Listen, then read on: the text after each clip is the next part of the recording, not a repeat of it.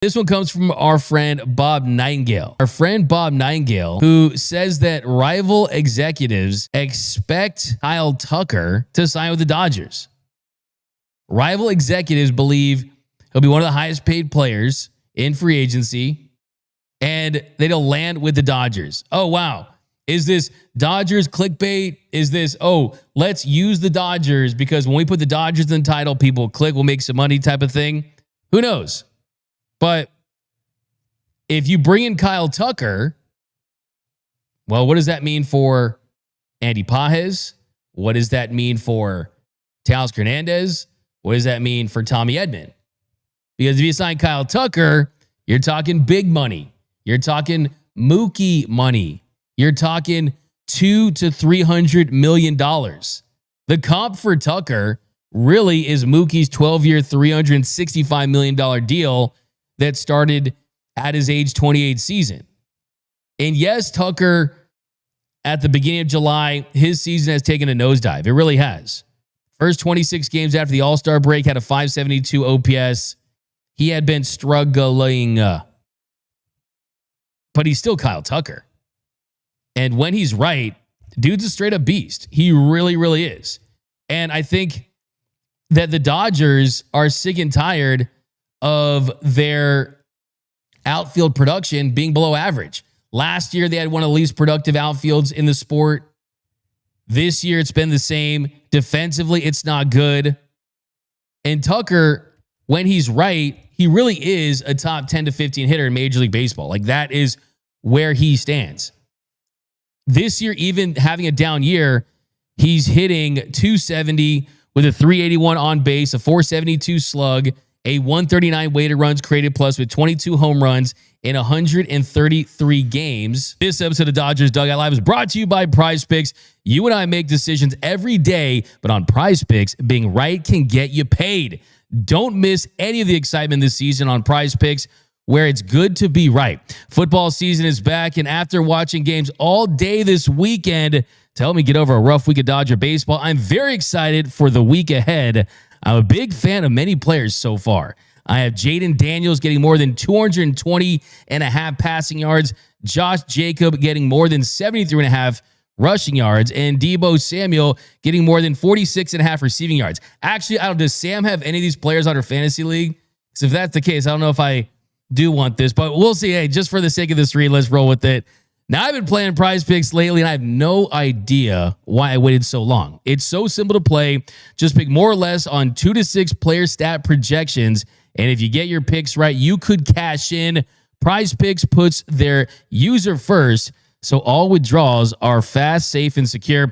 PrizePicks offers Venmo, Apple Pay, MasterCard, and more for quick and easy deposits into your account this football season. Download the app today and use code NATION, that's NATION, to get $50 off in lineups after you play your first $5 bet. You get $50 in lineups after you play that first $5 lineup. That's code NATION, NATION, to get $50 in lineups after you play your first $5 lineup. The link to download is below in our description. PrizePicks, it's good to be right. But that's not the real Kyle Tucker. I mean, the real Kyle Tucker really is a 140 to 160 weighted runs created plus guy. If you look at all of his baseball savant stuff, like, he's in the 89th percentile in expected batting average, 85th percentile in expected slug. The barrel rate's above average. Defensively, below average, not great. Does have a really good arm, though. But he's 28. And he's going to be in his prime, and the Dodgers need outfield help. So if you bring in Kyle Tucker, would you trade Andy Pages?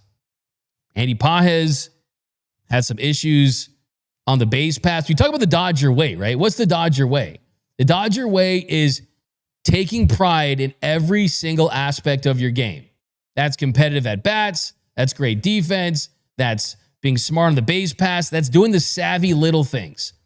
And I still think that Andy Pages could be a foundational player for this team as far as a guy that could be your starting outfielder in one of the corner spots for a long time. He's got that potential. He really is like a 20 to 30 home run guy that plays above average defense. Like, he really does have gold glove potential in right field. He really does. Only question is, could you upgrade?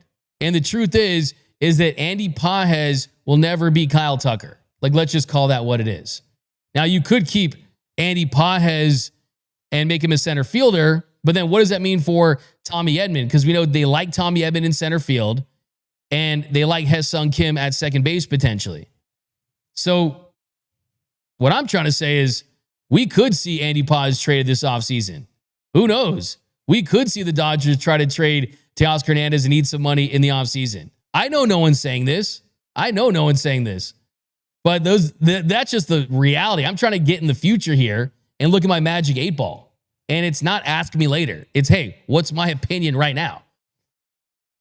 And if you would sign Kyle Tucker, that'd be massive. Because think about this.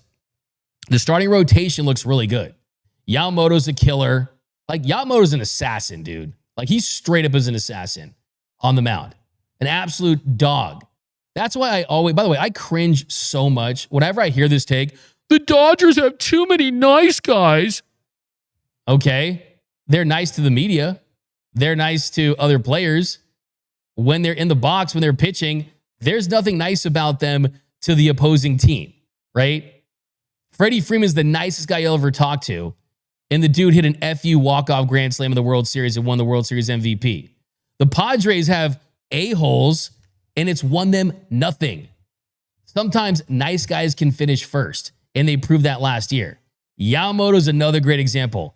Always smiling, nice, kind. On the mound, though, the dude's got some straight fire. So I digress on that point, but to get back to this point, the rotation is aligned, right? You got Yamamoto, you've got Blake Snell, you've got Shohei Ohtani. Glass now hopefully stays healthy. You've got young guys that are still working their way up that you can go to in certain spots. Who knows? Maybe Ben Kasparius gets another opportunity and things like that. And you don't know, Clayton Kershaw could retire for sure. But they're going to be able to find like a cheap one-year guy too, like the James Paxton types. Like they'll be able to get a one-year cheap guy to fill out the back of that rotation. I mean, look, Justin Robleski looks really good too. I mean, they have guys in this organization. So rotation's intact. And then next point, bullpen. Hey, Andrew Friedman ain't playing sticker price for bullpen pieces for a while. Like, dude's going to have PTSD for a while on that. I mean, dropping $72 million on Tanner Scott, $13 million on Kirby Yates. Even the Blake Trinan extension, I still think was a good deal. Bringing back Blake Trinan. I still believe in him in October.